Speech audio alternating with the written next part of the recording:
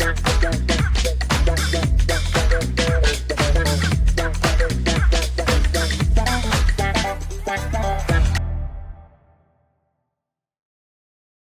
guys, and welcome back to the Real Family Reviews podcast, formerly known as D&D Reviews. And I just wanted to hop on here for like just a couple of minutes before this review, just to say that.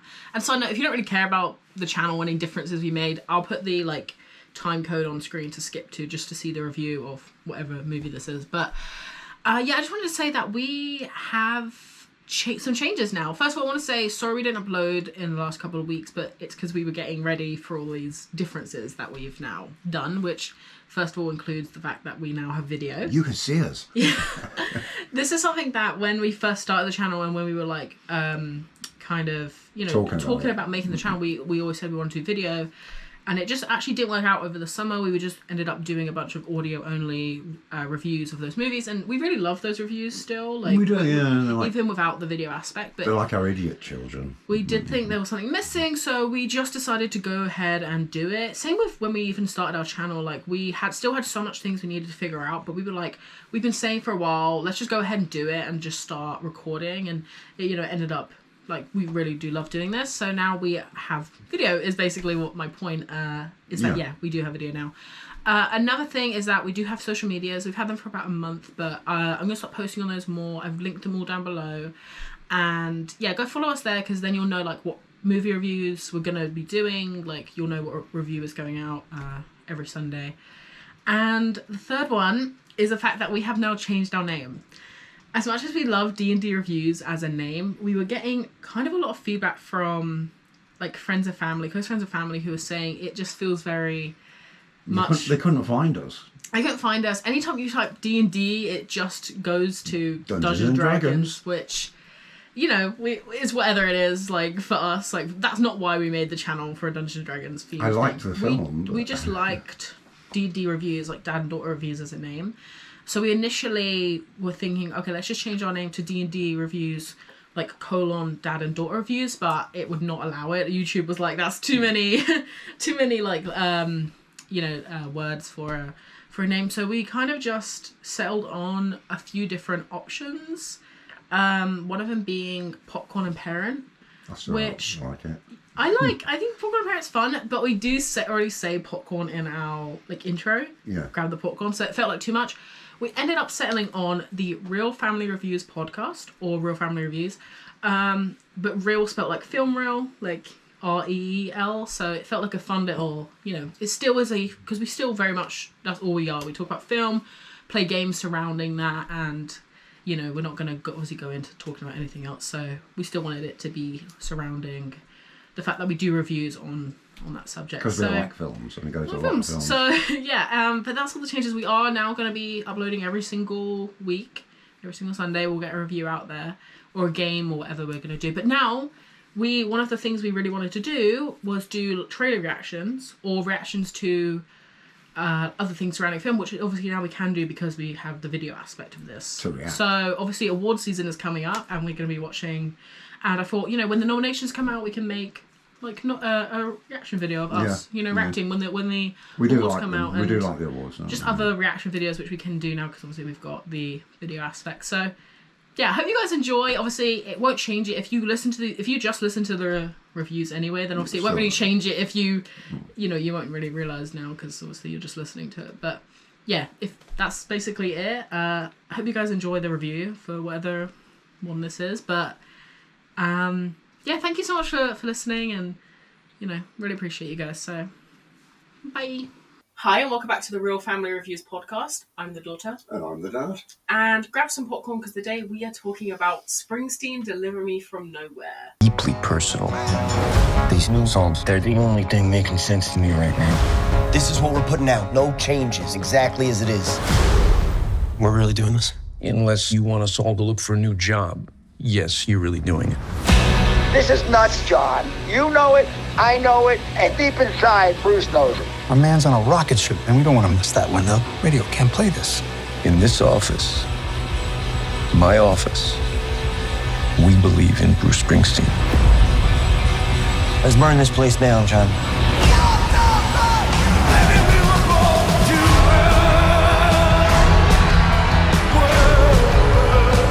Hope you don't get into trouble. Well, you won't get in trouble when doing something wrong.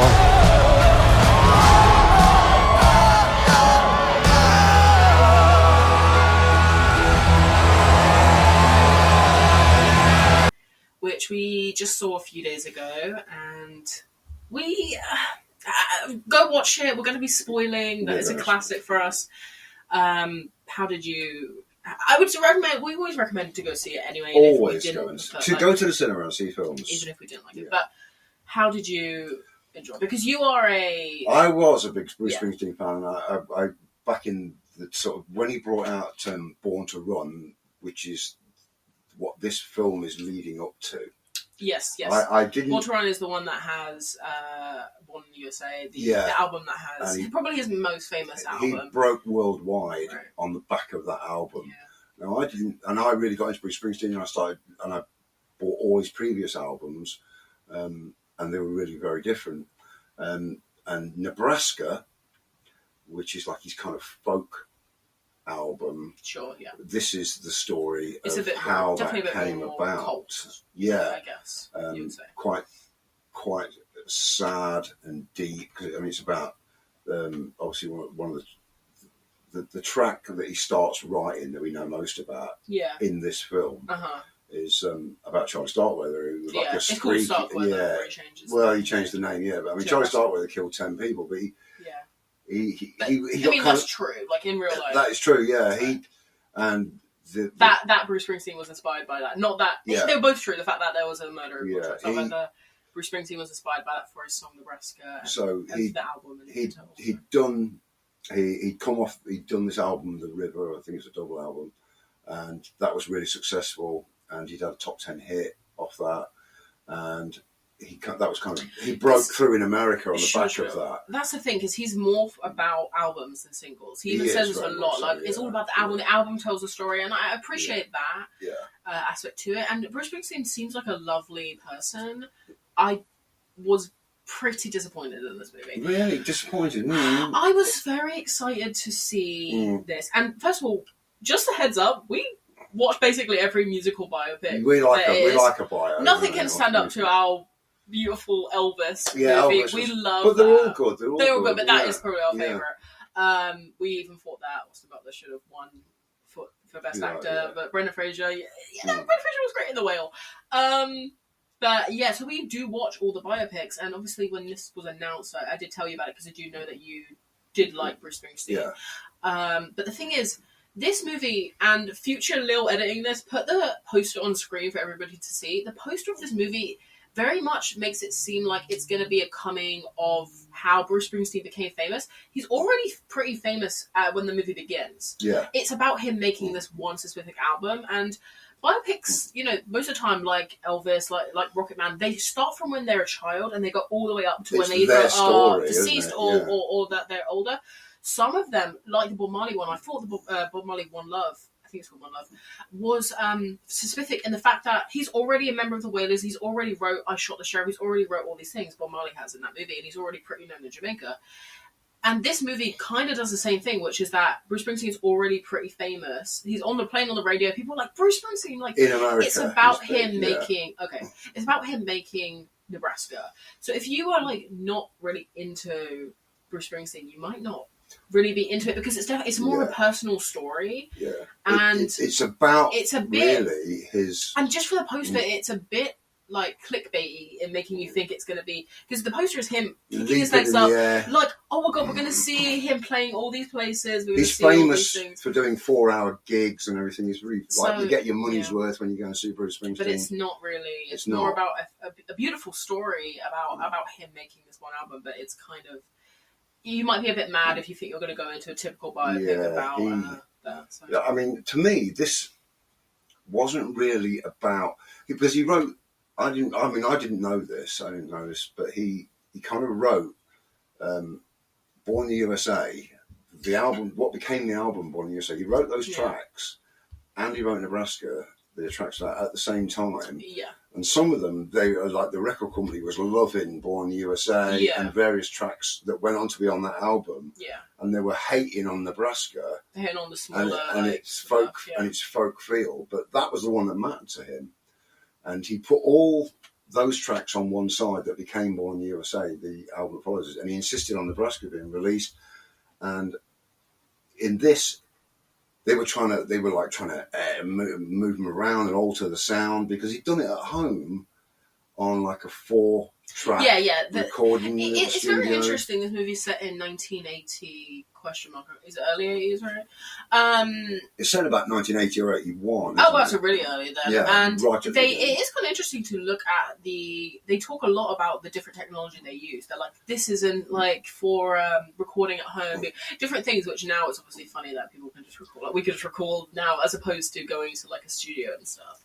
It's kind of funny. It reminds me actually in The Conjuring 2 when Ed Warren, because it's set in the 1970s, he picks up this huge camera like this and he turns to the other people because they're recording all of the ghost stuff. And he's like, it's so light! Yeah, and it's like funny because like obviously back then different technology came out. And so it is actually interesting to look at it from that technology. Well, he did it all himself, didn't he, Nebraska? When he recorded the album at home, or just on the 4-track, he got the fat guy, whose name I can't remember, who must have been... it must have been like one of the people that worked. Yeah, and he made him run it through some sort of echo machine. The guy went, well, I put the echo on it. You can't take it off again. He went, I know. Yeah. And it gave it that really weird sound. But he loved that. Yeah. He specifically wanted that. And they were trying to reproduce... They were trying to alter it in the studio and make it more poppy. And he wouldn't allow that.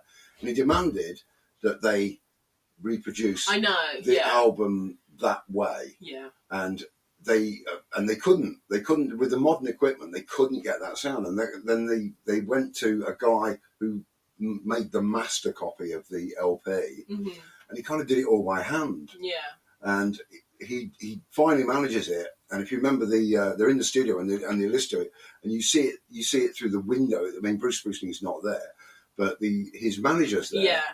And he kisses the guy because he's actually managed to reproduce that sound. Yeah. Now, this album was more about that. I liked the manager. I thought he was like... Yeah, Jeremy Strong in this is actually... He was like, as a manager, because musicians have managers, and then you hear these horror stories, how they've ripped off the people they're supposed to be representing. And he represented Springsteen really strongly. Colonel Tom Parker, as we know him. We said that coming out. And it's funny because actually Elvis, which we do love, is kind of his story. It's more about Colonel Tom Parker, even though it's called Elvis. Yeah. It's about both of them, but it's their relationship, isn't it? So it's nice in this. I thought that Jeremy Strong's character was going to have something sinister going on. Yeah, I thought that he was going to leave and he was going to go like, what Bruce Springsteen, what an idiot, I'm going to get all your money. No, he's so sweet to Bruce, so that's really because nice. There's a point in it where the record company come and they're like, yeah, great, Bruce Springsteen's new album. They come and listen, and he's playing it, and the guy goes, no, that's enough. I don't need to listen to any more. Yeah, are you really serious about this?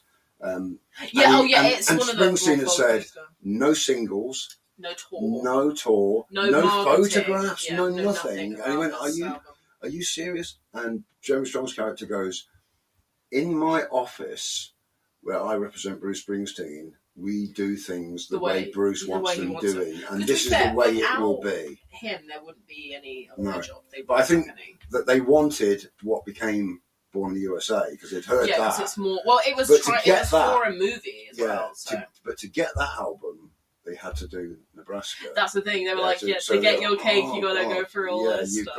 You've got to have this. But so yeah, I mean, back to the specific movie stuff. Like it is a lot of that. It's a lot of making this one album. And the thing is, even in the description of this movie, it does say about Bruce Springsteen making the album Nebraska. It's not like about how he became famous, but it's just a bit like. But it's also, isn't it, about his depression? Oh yeah. That I didn't know that he had depression. Yeah, same. We did actually say this. It's funny because most of the time these biopics, the way that they follow is that the person becomes famous, they do all this stuff, and then they turn to drugs or drink. Yeah. They turn to alcohol, they turn to drugs, and then sometimes they die from that. They're messed up. Those biopics.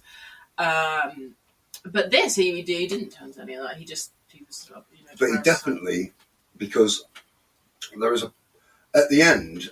Jeremy Strong's talking to, because when he's listening to the album, he goes back and talks to his wife, doesn't he? Yeah. He unloads to his wife. Yeah, he's like, I don't know what to do with this. Yeah. It feels like where do I go with this? Because he's got a very strange way of talking.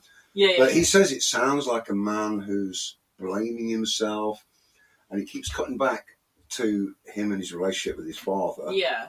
Which everyone knows that him and his dad didn't get on at all. You said that to me, actually. Yeah, as we went in, he's famous. I bet one of this is going to be about... He's famous for it, but yeah, Stephen Graham playing an American. Yeah, no, it's so random when he's showing up. It was odd, but I mean, he did a good job with the prosthetics, because when he got older, they aged him really well. But he because of the relationship with his father, I imagine... Now, Bruce Springsteen had a lot of input in this film. So I think what's in this film, the bad bits are true. He's being open because he's written his own autobiography. Well, you read half of it. I did, but I left it on the bus. Sorry, Bruce. Sorry, Bruce. He did buy your autobiography and he did try to read it. Just as it was picking up, I left it on the bus and forgot it.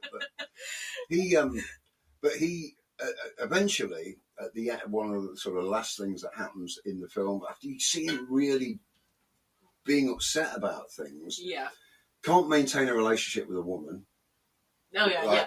Because for some reason there's that love interest. I know we were like right that character. But I think that's to show that he cannot maintain a loving relationship, because he says to a friend, he says, "I'm no good to anybody when I'm in the studio or when I'm writing music. I'm not interested in a relationship." And he was a bit of a bastard, really, because he got close to her daughter, and he's got no business doing that. All right, he can mess the woman around.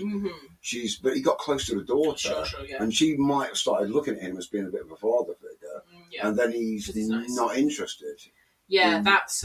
But Jeremy Strong's character, when he's talking to Bruce Springsteen, he's on the phone, because Bruce Springsteen decides to desert the East Coast, drive across country. Yeah, I know. Yeah. And then he has they go to the county fair in Oklahoma or somewhere halfway across country.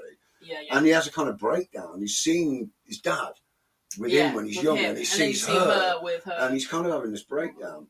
And the guy who's driving with him, and they all love Bruce Springsteen. They all call him Boss, don't they? Which is his nickname. They all go, "Yeah, Boss man." And he finds up to him, and he's going like, "I've never seen him like this before." He's like really losing it. Yeah. And he's just like, bring him here and I'll deal with it when he gets there. And he's talking to Bruce Springsteen on the phone, and he says, "We will get you the help that you need." And kind of the final thing that happens is he's sitting down and he's with a psychiatrist.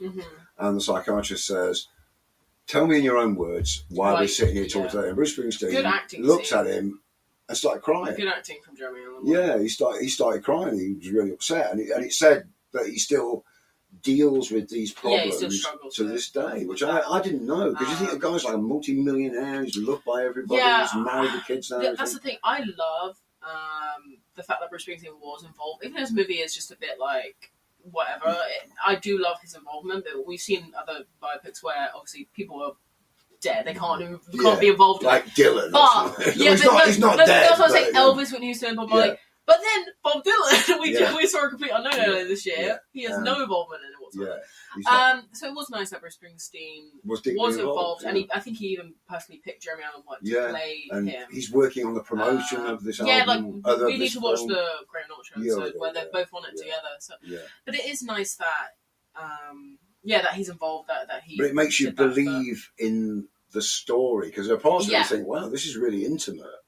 Yeah, and it's like, how would they know that? And he's still allowing it to go out, because there is some real stuff in this that they cut. I mean, they do tend to, when there's movies based on real life, they do cut stuff out sometimes. One of them being that, anyone who is a fan of the Sleepaway Camp sequels, specifically 2 and 3, the main character in that is Angela. She's the murderer in it. Spoiler alert for Sleepaway Camp. Played by Pamela Springsteen, Bruce's younger sister. He has 2 younger sisters who were just not featured in this movie. She's an actress as well. She was married. She was engaged to Sean Penn in the 80s. Pamela Springsteen, because he was married to Madonna. Back in the 80s. Speaking of Sean Penn, we saw One Battle of Another right after this movie. We'll talk about tune in next week. But yeah, they're cut out of this movie. They're not involved because they have the same dad as well, the same mum. Yeah, they're all, But I think I did look, because I was a bit curious. He was born in 1949, They weren't born until the 60s, and the stuff when he's a kid takes place in the late 50s. So I think it makes sense that they wouldn't be like included. His two younger sisters. Well, one of them, there is a point. Actually, sorry, and funny enough, in Sleepaway Camp 2, because she plays the murderer in it, like the main character, the girl that murders. The main final girl in that is played by Renee Estevez, who is the sister of Charlie and. Well, they're a tribe of them. But it just was funny because obviously, Pamela Springsteen and Renee Estevez, who were like the kind of unknown sisters of famous brothers. Like, well, when he wrote The River, and the actual title track, which is of the album that he's touring, and they come at the beginning of this film, and they talk. But The River, specifically the track The River, is about his brother-in-law, who and it's because it's like down to the river, around the river we died. Oh, you mean his wife's brother? His sister's husband. Interesting. Because he got her pregnant when he was really young, and obviously she was really young, and he ended up getting married to her. Yeah. And that song is about, oh my God, I had all these plans, so he writes this song about his brother-in-law, and which is obviously his sister, and it's all about. And I expected to do all these things, and for my 19th birthday, all I got was a union card and a wedding coat, but then he's like he goes, I think of those days when we used to go down to the river and we used to swim together naked, and I used to pull her clothes to feel her breath and everything. Right. So there can't be that much of a difference between him and one of his sisters. I mean, I imagine that he's got, because there's a bit in the film where they go out, he does a film called Match on the Hill, where the dad takes them out, and he's pointing at a house, this huge house up on the hill. Yeah, I thought this was weird too. I even thought at a time, I was thinking, is that his brother or something? Because there's another kid. That's a girl though. He goes, you kids get out and play, and they're running up and down. Because I said, strange place to live when you've got a cornfield instead of a front garden. I thought it was boy because he had that friend who drove him to California, and they had it felt like the younger brother relationship or something. I don't know. So that's why I was like, oh, is that his brother? He did with all of them though. He did with all of his crew. But what is a bit weird about this movie is the fact that so he's born in New Jersey, and like raised there, whatever. His parents moved to California, but then he comes back. When he originally went back to New Jersey after he toured, I thought that he was going to walk in and be like, and they're like, Bruce, you're back, like the mum would, and the dad like, all right, son. And then, but then it cuts to a scene of like him like 2 days later looking around his house, and I was thinking, is he looking for him? Like, is he like, my parents, I came back and they're just not here. But then later on, he's talking to the friend and he's like, oh yeah, they moved out to California right after I went to college. I'm still here. And he went back to New Jersey. Which, but he's also. But he has to have easy access to New York because he's got to go to the recording studio with Jeremy Strong's character. Well, he ends up moving to California anyway. I know, but like, because he goes to him. But do you remember right at the beginning when he's finished that gig, the last gig of the tour, and he goes and he's sat there and there's a big pool of sweat on the floor and he's sat there dripping. Jeremy Strong comes in and he goes like, amazing way to finish the tour, that's fantastic, Bruce, and everything. Right. Blah, blah. There's a couple of people who like talk interviews for papers and what have you. Yeah. And he goes, give me 5 minutes. He goes, look, crack the door when you're ready. And he goes, you could still move to the city, you know. Oh, yeah. And he goes, you won't get the small town bit out of me. Fair. Yeah, no, but then he realises that's kind of what's holding him back. That he can't. Holding on to this. Well, hanging on to something. Because he constantly goes to he doesn't live in the same house that he grew up in, but he constantly goes to his childhood. Well, yeah. I mean, he just sit outside the house, he constantly goes to his childhood home and has these flashbacks of which is a wreck. But I mean, this is obviously part of the mental problems he's got. Because there's a bit where he hits his dad with a baseball bat. Yeah. And he sits in bed. Now, this is a sure sign that kids are living in an abusive household, because he sat there and he's all down there and they're arguing and he's just like reading something and he's not bothered because he hears it every night. And his dad comes up and insists on teaching him to fight, doesn't he? You remember me saying the little kid who plays it, he's going, put your fists up. He goes, Dad, I don't like fighting. And he's really smacking his hands like really hard. You think, oh, you're only a little kid, you're only an actor. And he's really smacking him on his hands. And then he has an argument with the mum, and he comes downstairs to rescue his mum and hits his dad with a baseball bat on the back of the legs or on the body, or just the once. And you think, oh my God, he's in trouble now. He's going to get battered. And his dad says, "That's right. Don't let anybody be mean to your mum. It is weird because it's like, Daddy, you what? You're the problem. You're the problem here, mate. All right, get that out. And there's a really... But what I thought was... Wait, if you want to... Well, I was going to say, there's a really bizarre bit when he's touring again. So he's gone to see a psychiatrist, and then 10 months later, comes up 10 months later, or 11 months later. Yeah, 11. And he's touring again. So he does this gig, and I'm like, wow, what a time. And his mum's there, and he's talking to his mum.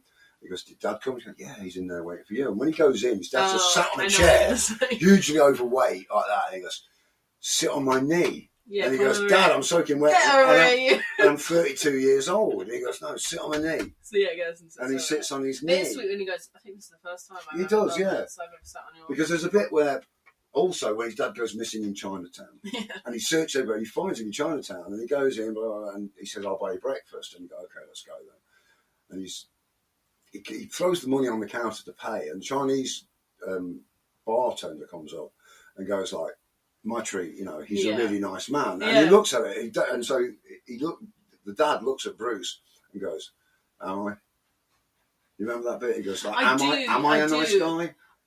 He is acknowledging now that he's a bastard. I thought it was kind of funny because, first of all, I thought it was so random when the mum rang him up later on and said, like, your dad's missing. I was like, they're still together. Like, he was abusing her like 20 years ago. And she goes, like, she's still with he always perks up when you're around. You think, really? He never I thought was so demonstrated funny is the fact that when the bartender said, like, no, it's my treat, I was going to go, because I'm a fan of you, Bruce Springsteen. And he goes, no, who are you? Your dad is who I'm a fan. Really I love your dad. But yeah, the dad character is fun. I think the thing is, I always go down this route when it comes to biopics or real life event movies, which is that I'm like, just cut this out, just add this in, it would have been a better movie. It's a real story, so this stuff actually happened. You can't change people's real lives. Like that, even if they did cut out they just never say he has got any sisters. It's not like anyone asks, you got any siblings? He goes, no, I don't. Because then you'd be like, excuse me, I'm having a Springsteen over there. Like, he never says it, so it's like, they don't cut anything out, but obviously, I mean, I think you could leave out that love interest character, even if it does. But I do think she was in, because I mean, he goes off and marries Patty Scialfa and has kids with her and everything. So he obviously leads a normal life. That's the thing I thought was a bit weird about. She has no, but I think it's to show that he can't maintain a relationship because of his dad. And he's perhaps worried because there's a bit where he goes, it's like a sickness in the blood, like a mental condition, a sickness in the blood. My dad had it, my cousins have it, and I think he's worried about maintaining a relationship or having children. That he will spread the madness further. It's just all of this is in like this fun biopic movie, and it's like that's the thing. But that's what you think it was going into it. So that's why it's kind of a. It's meant to be a good time. That's why I don't think this movie is bad. I think the movie is pretty good. But I think you might be disappointed if you're going expecting a traditional biopic. Yeah, if you think you're going to be singing in the aisles, if you're going to be shouting, but what are you going to say? Like, while he's doing it, everyone together. It's more of just a beautiful story about him trying to create music. And again, as someone who didn't. I knew Bruce Springsteen, obviously. Same with everybody that we go watch these movies. But I do become fans of them and their music after watching. It gives you some sort of insight. Because it's like, wow, that's really interesting. But I don't know if I'm going to be really picking up any more Bruce than I did before. Yeah, but that's if you listen to his albums, you'll understand how different that album is. It's like he got something out. It's like he coughed up that lump. The Mansion on the Hill and all these other tracks, and going on about his dad all the time.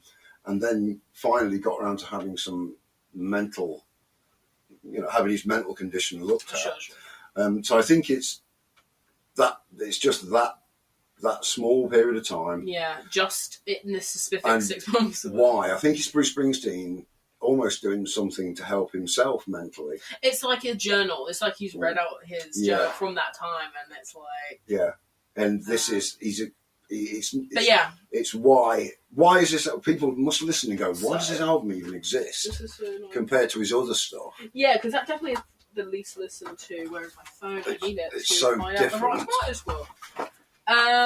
It's so different, but I think it just explains why. I mean, because he's made a lot of albums, and I'm sure they're all great albums.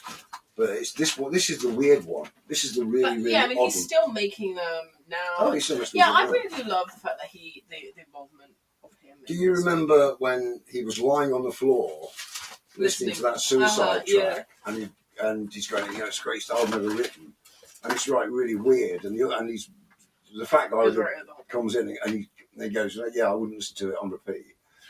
Because it's like you'll lose your mind. Well, now we have grunge and emo and goth and stuff. People listen to that like stuff all the time. Yeah.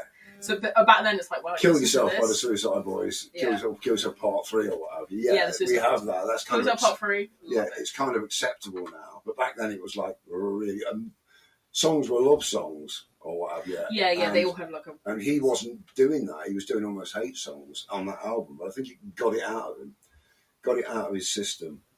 Sorry, I wanted to find out. I probably should look this up for. I want to know who the director of this. Scott Cooper. Yeah, I remember now. Because this is his first biopic, actually.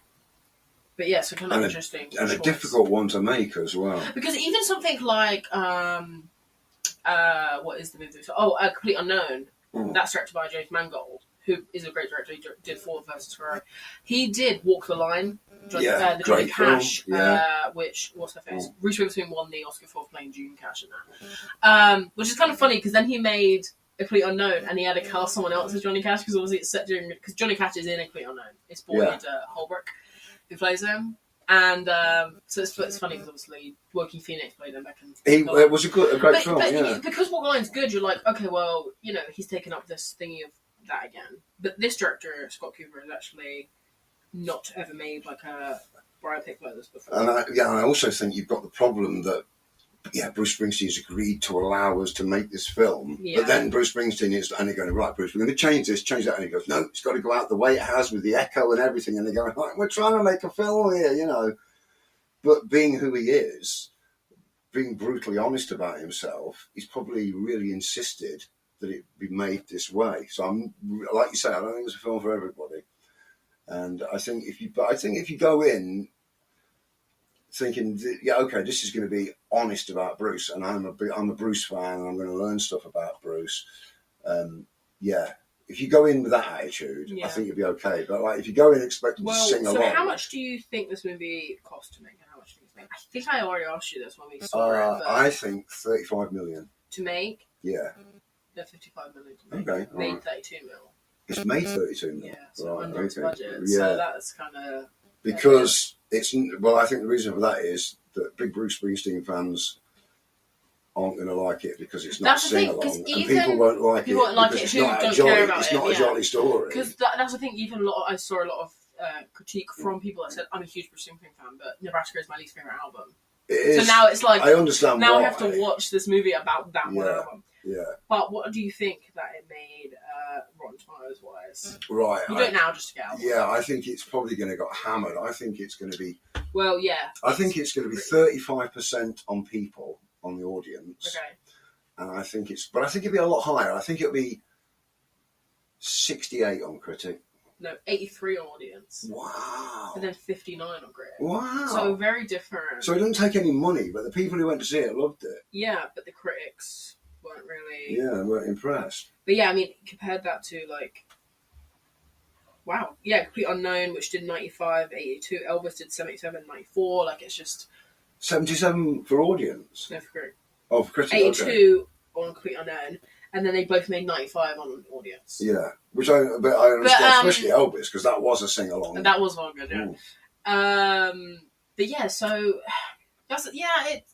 But I mean, go and see it. Are a bit because, just like, I mean... I would love to know what other people think about I'd be this. interested in that, just because it's very... I'd be interested in that. Done kind of a weird divide, but... I mean, we go and see a lot of films, but if that was clashing with something I particularly wanted to see, I'm not sure. Let's just say we couldn't see something you really want to see because we ended up seeing it. Would you be a bit mad? I'd be a bit mad about that. Yeah. But it was just an extra. Because I'll tell you something. It's not entertainment. Yeah. Oh yeah. No, it's not. And you go to see films for I do think the performances are pretty good. Jeremy Allen White is pretty good, and his singing voice is actually also pretty well done. Yeah, it is good. Yeah, that's good. Yeah. I don't know what else to say about it, to be honest with you. Yeah. Go see it. I'd love to know the thoughts of everybody. But, yeah.